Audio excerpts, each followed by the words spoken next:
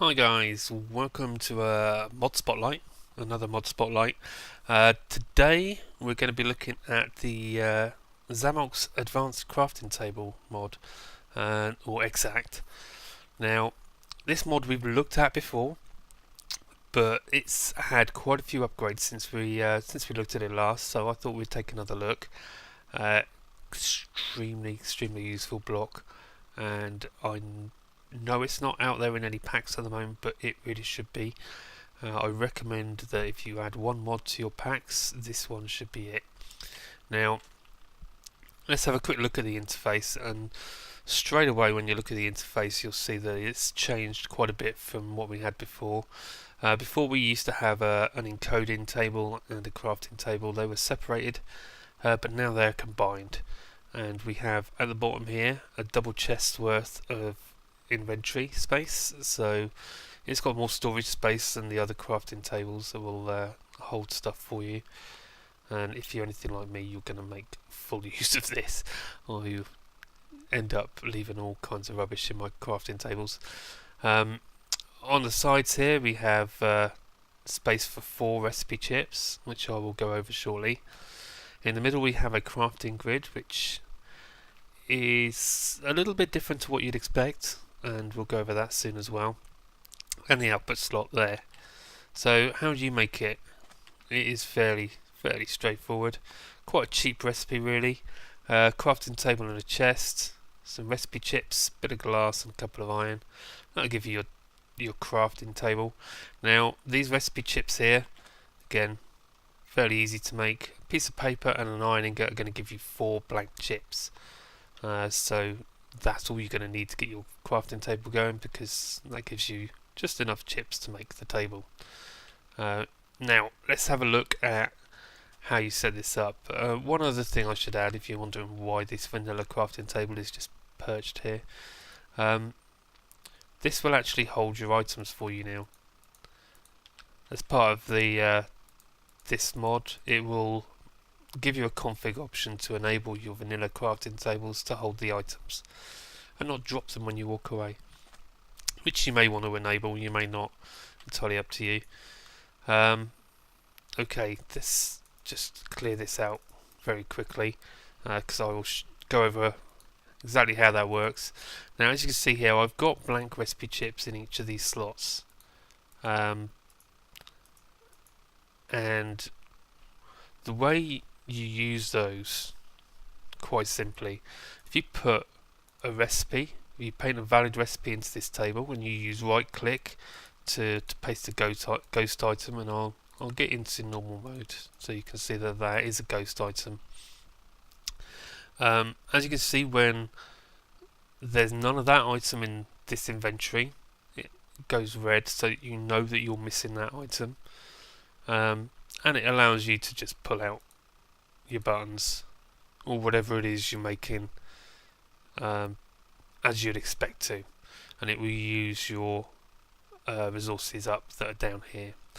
Now the other thing you'll notice is that against these recipe chips, where we can actually store a recipe, where there's a blank chip, we can click on the tick button there, and that's going to write that recipe onto the button, and as you can see it's going to go green to show us that it can actually make that button. Now if we take that out, apart from the fact that we don't need that recipe in there anymore, but we hover over here and it will paint the recipe into the crafting grid for us, and it will also go red to say that, hey look, I can't make this item yet. So that's quite handy as well.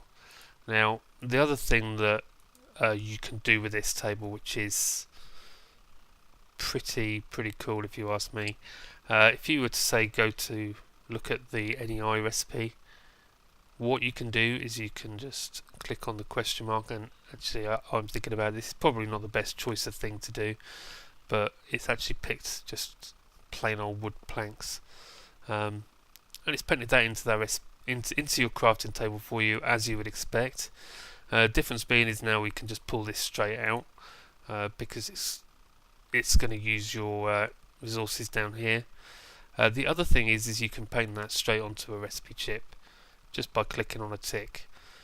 So if we were to do something a little bit more complicated, you will start to see the value of this. So let's take a world anchor, paste that in there, and now we've got a recipe chip with the world anchor recipe on it, and we can clear this out. And you can see, hover over it, it's going to paint that in there. We've got none of those items, so not going to be particularly able to make that. We can, however, make the crafting table, so we can just pull another crafting table out of there, should we desire.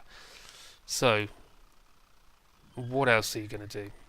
Now, we've got a bunch of recipe chips that we kind of, you can see what's in them by hovering over them. They show up in the tooltip. But if you've got a lot of these, you might not know exactly.